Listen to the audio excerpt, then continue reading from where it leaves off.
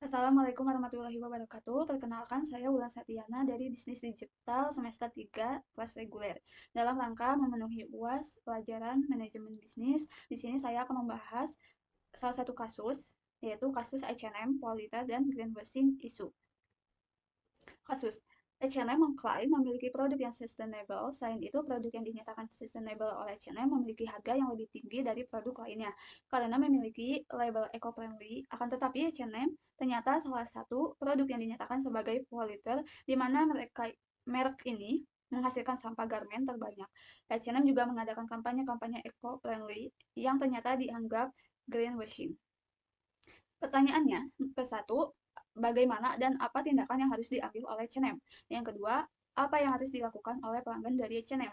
Yang ketiga, adakah tindakan lain yang dapat diambil oleh pihak lainnya? Analisis kasus. Pendahuluannya, H&M adalah industri fast fashion yang menjadi objek studi kasus ini. Informasi yang akan saya masukkan untuk bahan analisis diambil dari terbitan H&M pada situs mereka dan laporan berkelanjutan tahun 2018. H&M adalah merek fast fashion paling terkenal dan beroperasi di 62 negara. H&M didirikan pada tahun 1947 oleh pengusaha Swedia Erling Persson. H&M terdaftar di Bursan Efek Stockholm dan mulai berkembang di negara-negara Eropa lainnya pada 1980-an dan 1990-an. H&M memasuki pasar Amerika pada tahun 2000-an. Kolaborasi dengan fashion designer terkenal dan ikon mode telah digunakan untuk meningkatkan visibilitas pakaian H&M sejak tahun 2004. Kehadiran online H&M diluncurkan di Eropa pada waktu yang hampir bersamaan dan perusahaan membuka toko pertamanya di Middle East pada tahun 2006, antara tahun 2007 dan 2009. Toko baru didirikan di Hong Kong, Shanghai, dan Tokyo. Nah, pada kasus ini berhubungan dengan analisis manajemen perusahaan yang sudah Bapak atau Ibu jelaskan pada pertemuan sebelumnya. Berkelanjutan terintegrasi sebagai salah satu dari 4 parameter yang sama pentingnya dalam katus skor kinerja perusahaan mereka. Ini berarti bahwa setiap fungsi utama dan merek diukur pada serangkaian KPI yang berkelanjutan di samping dan dalam bobot yang sama dengan angka penjualan, kepuasan pelanggan, dan lain sebagainya. Ini dinyatakan pada laporan berkelanjutan H&M 2018 halaman 15. H&M tampaknya sadar bahwa perusahaan yang mereka usulkan mewakili kasus bisnis untuk berkelanjutan. Meskipun circular dan reviewable fashion industry menawarkan cara yang sangat baik untuk mengatasi resiko lingkungan dan sosial. Ini juga dapat berfungsi sebagai peluang bagi perusahaan untuk mengkonsolidasikan keunggulan kompetitif mereka di pasar dan menjamin keberlangsungan hidup mereka di masa depan. Visi perusahaan diterjemahkan ke dalam 3 ambisi utama yang dimaksud untuk membantu dalam implementasikan beberapa perubahan operasional. How to H&M report the implementation of sustainability in the business model. 100% memimpin perubahan. Ambisi pertama disajikan sebagai strategi kepemimpinan yang akan membantu dalam mencapai 2 ambisi lainnya. Ini terdiri dari mengkalisasi perubahan bisnis dan industri di 3 area fokus, yaitu inovasi, transparansi, menghargai tindakan berkelanjutan. Ini ada pada laporan berkelanjutan H&M 2018 halaman 21. 100% sirkular dan terbaru. Ambisi kedua, membahas beberapa masalah lingkungan mendesak yang dihadapi oleh seluruh industri mode. Pembuatan pesan melingkar dengan merancang sirkularitas memaksimalkan penggunaan sumber daya dengan bekerja dengan bahan daur ulang atau bahan bersumber berkelanjutan lainnya, memperpanjang umur produk dan menciptakan rantai nilai positif iklim. Kami akan meningkatkan efisiensi dan nilai operasi dan produk kami. Ini akan memungkinkan kami untuk terus merancang dan memproduksi produk yang hebat dan berkelanjutan sambil menciptakan dampak sosial dan lingkungan yang positif. Ini dinyatakan pada laporan berkelanjutan H&M 2018 halaman 34. Ada 5 tanggapan pada rantai nilai H&M yang harus ditekankan, yaitu desain, pilihan material, proses produksi, penggunaan produk, dan penggunaan kembali dan daur ulang produk. Penetapan pendekatan yang lebih melingkar akan melibatkan penanganan kualitas dan daya tahan produk, serta input kimia, bahan, dan proses produksinya. Ini juga berarti menemukan cara untuk memperpanjang masa pakai produk, memungkinkan perawatan dan perbaikan yang lebih baik untuk produk, menciptakan peluang yang lebih besar untuk dipakai kembali atau eco-friendly, digunakan kembali dan daur ulang. Untuk mencapai tujuan ini, H&M telah berinvestasi dalam modal manusia dan teknologi baru. Misalnya, desainer dilatih untuk memilih bahan yang tepat, yaitu bahan yang didaur ulang dan bersumber secara berkelanjutan dan cocok untuk umur panjang, penggunaan kembali, dan daur ulang. Sedangkan teknologi terbaru dalam visualisasi 3 dimensi telah diadopsi selama proses produksi, yang telah menyebabkan pengurangan putaran sampel dan penggunaan sumber daya. Dinyatakan pada H&M Sustainability Report 2018 halaman 36. Menurut model melingkar yang diusulkan oleh H&M, peningkatan penggunaan bahan baku daur ulang merupakan hal penting karena ini akan membantu membangun siklus yang baik dan berkelanjutan. Memang laporan berkelanjutan H&M 2018 menekankan pentingnya daur ulang secara teratur, namun komitmen perusahaan untuk penggunaan daur ulang tidak sesuai dengan hasil aktualnya, sehingga mungkin saja ini hanya cara greenwashing yang perusahaan buat.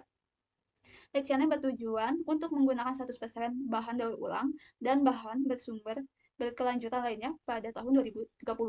Aktivitas laporan H&M menampilkan ketidakseimbangan antara penekanan perusahaan pada daur ulang dan komitmen aktualnya terhadap masalah ini. Faktanya, data menunjukkan bahwa perusahaan masih jauh dari mencapai banyak tujuannya. Perlu juga dicatat bahwa data tentang penggunaan bahan daur ulang disajikan bersama data mengenai penggunaan bahan yang bersumber secara berkelanjutan, yang sering kali mencakup sumber yang tidak dapat diperbarui. Sayangnya, ini adalah cara menyajikan informasi yang agak menyesatkan karena dampak dari bahan yang bersumber secara berkelanjutan dan bahan daur ulang pada penciptaan rantai pasokannya melingkar sangat berbeda. Terdapat pada data di bawah ini. Untuk mengatasi langkah keempat dan kelima dari rantai nilai melingkar penggunaan produk dan penggunaan kembali atau daur ulang produk, H&M mendukung dan mendorong pelanggan untuk membuat pilihan yang berkelanjutan saat penggunaan produk itu. Ini diungkapkan pada H&M Sustainability Report 2018 halaman 49. Kebijakan ini diwujudkan untuk inisiatif khusus yang mendorong pelanggan untuk merawat pakaian mereka dengan benar, misalnya memberikan petunjuk mencuci yang benar. Pernyataan H&M tentang daur ulang dan penggunaan perawatan yang telah dipakai cenderung bertentangan dengan strategi kompetitifnya yang didasarkan pada pelanggan yang mengganti pakaian mereka secara teratur. Bahkan, inisiatif pengumpulan garmen yang bersifat kontradiktif karena memungkinkan kepada pelanggan untuk mengembalikan merek pakaian apapun ke H&M terlepas dari kondisinya. Mereka kemudian diberikan voucher yang dapat digunakan untuk membeli pakaian tambahan. Diskusi and solution. Pengungkapan perusahaan sepenuhnya menyadari dampak negatif retail, fashion, dan seluruh industri terhadap lingkungan dan masyarakat secara keseluruhan. H&M tidak menyangkal tanggung jawabnya atas kerusakan lingkungan yang dihasilkan oleh proses produksinya. Namun, perusahaan tidak bertanggung jawab atas rantai pasokannya yang tidak berkelanjutan dan menolak untuk merekomendasikan perubahan yang diperlukan. Akibatnya, tidak ada tujuan jangka panjang yang ditetapkan untuk mengatasi beberapa masalah sosial paling mendesak yang dihadapi umat manusia pada saat ini. Analisis terhadap laporan berkelanjutan H&M 2018 menunjukkan bahwa model bisnis dapat membantu pemangku kepentingan mengevaluasi laporan berkelanjutan perusahaan. Nah, kita akan menjawab pertanyaan yang sebelumnya ya, karena sudah dianalisis. Yang pertama, bagaimana dan apa tindakan yang harus diambil oleh H&M? Menetapkan pendekatan yang lebih melingkar akan melibatkan penanganan kualitas dan daya tahan produk, serta input kimia, bahan, dan proses produksinya. Ini juga berarti menemukan cara untuk memperpanjang masa pakai produk, memungkinkan perawatan dan perbaikan yang lebih baik untuk produk, dan menciptakan peluang yang lebih besar untuk dipakai kembali atau eco-friendly. Digunakan kembali dan daur. Untuk mencapai tujuan ini, H&M telah berinvestasi dalam modal manusia dan teknologi baru. Misalnya, desainer dilatih untuk memilih bahan yang tepat, yaitu bahan yang didaur ulang dan bersumber secara berkelanjutan dan cocok untuk umur panjang, penggunaan kembali, dan daur ulang. Sedangkan teknologi terbaru dalam visualisasi 3 dimensi telah diadopsi selama proses produksi. Yang kedua, apa yang harus dilakukan oleh pelanggan dari H&M? Yang dikutip dari analisis tadi, kebijakan ini diwujudkan dalam inisiatif khusus yang mendorong pelanggan untuk merawat pakaian mereka dengan benar, misalnya memberikan petunjuk mencuci yang benar. Bahkan inisiatif pengumpulan garmen menawarkan kemungkinan kepada pelanggan untuk mengembalikan merek pakaian apapun ke H&M terlepas dari kondisinya. Mereka kemudian diberikan voucher yang dapat digunakan untuk membeli pakaian tambahan. Dengan kata lain, strategi berkelanjutan perusahaan bertujuan untuk memperkenalkan perubahan yang tepat atau cepat atau lambat akan mengubah rantai nilainya, tetapi tidak serta-merta mengubah proposisi nilai perusahaan. Dapat saya simpulkan, yang harus dilakukan oleh pelanggan dari H&M adalah dengan menjadi pelanggan yang merawat pakaian mereka dengan benar, misalnya membaca petunjuk mencuci yang benar, agar produk dari H&M mereka yang dapat dipakai berulang. Selain itu, pelanggan H&M harus memiliki kesadaran daur ulang dengan cara mengembalikan merek pakaian apapun ke H&M terlepas dari kondisinya. Yang ketiga adalah tindakan yang dapat diambil oleh pihak lainnya. Yang diambil dari analisis tadi, tindakan yang dapat diambil oleh pihak lain seperti pemangku kepentingan untuk dapat menganalisis terhadap laporan berkelanjutan H&M agar dapat mengevaluasi pelaporan berkelanjutan perusahaan untuk isi laporan berkelanjutan perusahaan dengan cara memadai. Pembaca dan orang yang mengidentifikasi rata-rata membutuhkan akses ke informasi yang mengidentifikasi berbagai masalah berkelanjutan yang berdampak langsung pada pilar model bisnis perusahaan untuk sasaran yang telah ditetapkan pada masalah sosial individu dan data pembanding supaya membantu pembaca yang mengidentifikasi proses pembahasan yang biasanya disertakan dalam laporan berkelanjutan, sekaligus menawarkan untuk mereka memberi sarana pada masalah berkelanjutan yang dihadapi perusahaan. Kenapa menurut saya penting untuk pihak pemangku kepentingan untuk mengidentifikasi ini? Karena laporan berkelanjutan H&M 2018 menekankan pentingnya daur ulang secara teratur, namun komitmen perusahaan untuk menggunakan bahan daur ulang tidak sesuai dengan aktualnya, sehingga mungkin saja hanya greenwashing yang perusahaan buat. Adapun yang harus diperhatikan saat identifikasi ini bisa dilihat dari penjelasan di minggu sebelumnya yang sudah dipelajari makroekonomi faktor. These are the environmental factor. Yang pertama, the state of the economy, dampak sampah terhadap lingkungan dan masyarakat. Setiap orang mempunyai hak untuk mendapatkan lingkungan yang baik dan sehat sesuai dengan ketentuan tersebut, bahwa setiap orang berhak menolak dengan adanya hal-hal yang dapat merugikan kesehatan baginya. Dalam hal ini, H&M terkesan hanya greenwashing sehingga menjadi isu yang perlu ditindaklanjuti kebenarannya. Yang kedua, governmental policy. Sistem pengelolaan sampah dan kebijakan pemerintah, H&M perlu memperhatikan bahwa bagaimanapun sampah adalah masalah besar, menjadi masalah nasional, bahkan masalah universal. UU 18 tahun 2008 tentang pengelolaan sampah memiliki maksud bahwa pengelolaan sampah bertujuan untuk meningkatkan kesehatan masyarakat dan kualitas lingkungan, serta menjadikan sampah sebagai sumber daya. Pokok kebijakan dalam Undang-Undang 18 tahun 2008 tentang pengelolaan sampah mengatur tentang penyelenggaraan pengelolaan sampah secara terpadu dan komprehensif,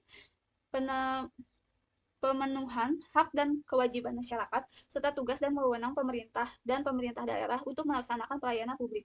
Pengaturan hukum pengelolaan sampah dalam UU 18 tahun 2008 tentang pengelolaan sampah ini berdasarkan asas tanggung jawab, asas berkelanjutan, asas manfaat, asas keadilan, asas kesadaran, asas kebersamaan, asas keselamatan, asas keamanan, dan asas nilai ekonomi. Sekian yang bisa saya sampaikan. Mohon maaf bila ada kekurangan dan kesalahan. Wassalamualaikum warahmatullahi wabarakatuh.